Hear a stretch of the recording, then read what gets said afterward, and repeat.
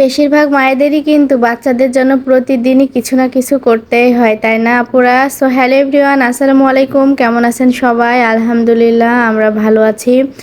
আমার বাচ্চা দুইটার জ্বর, তো কিছুই খেতে চাচ্ছিল না ওরা, তো ওদের জন্য একটু সেমাই করে নিলাম। ওরা এই সেমাইটা পছন্দ করে। তো বাচ্চাদের কথা চিন্তা করলে কিন্তু প্রতিদিনই কিছু না কিছু ওদের জন্য রান্না করতেই হয়।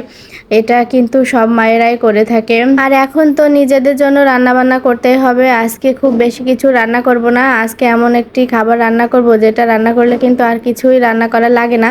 এই খাবারটা কিন্তু ম্যাক্সিমাম মানুষেরই অনেক অনেক বেশি পছন্দের। খুব কম মানুষই আছে যারা এটা পছন্দ করে না, খায় না। তো এরকম মানুষ মনে হাতে গুনে খুব কমই পাওয়া যায়। আর এই কোরবানির ঈদের পরে কিন্তু সবার বাসায় মোটামুটি ভুড়ি জিনিসটা থাকে। হ্যাঁ, আমি ভুড়ি রান্না করার কথাই বলতেছি। ঈদের পরে কিন্তু মাংস খাওয়ার পরে ভুড়ি রান্নাটা ম্যাক্সিমাম বাসায়ই হয়ে থাকে। সবারই কিন্তু মনের মধ্যে একটু হয় কখন ভুড়িটা রান্না হবে, কারণ সবার পছন্দের খাবার যেহেতু মাংস থেকেও মনে হয় ভুড়ি রান্না, ভুড়ি খাওয়ার প্রতি আকর্ষণটা সবার বেশি থাকে। তো আমি গত ভিডিওতে দেখিয়েছিলাম ভুড়িগুলো পরিষ্কার করে কেটে রেখেছিলাম। সেখান থেকে কিছুটা নিয়েছি, মানে অল্প করে রান্না করছি। আমি বেশি বেশি রান্না বান্না করছি না, কারণ খাওয়া দাওয়া অতটা হচ্ছে না আর কি। আমার হাজব্যান্ড অত বাসায় খাওয়ার টাইমই হচ্ছে না, ওর অনেক বেশি কাজের চাপ। তো এই কারণে বুঝে শুনে অল্প খাবার রান্না করছি, কারণ ফ্রিজে রাখলে বা একদিন হয়ে গেলে সেই খাবারগুলো আমরা একদমই খেতে পারি না। তাই একটু চিন্তা ভাবনা করে রান্না করতেছি।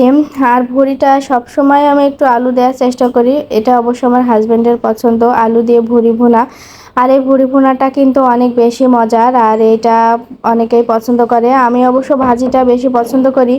আমাদের বাসায় সবাই কিন্তু ভুড়ি ভুনাটা পছন্দ করে। অনেকে অনেকভাবে রান্না করেন, আমি এভাবে করি, আবার অন্যভাবে করা হয়। তো যেটা আজকে যেভাবে রান্না করলাম সেটা আপনাদের সাথে একটু শেয়ার করলাম, দেখালাম। তো ভুড়িটা রান্না করার পরে রেখে দিয়েছিলাম। তারপরে হচ্ছে বাড়ি থেকে 3টা কাঁঠাল নিয়ে আসলাম। কাঁঠাল আমাদের খুবই পছন্দের, আমার বাচ্চারাও খায়, আমিও।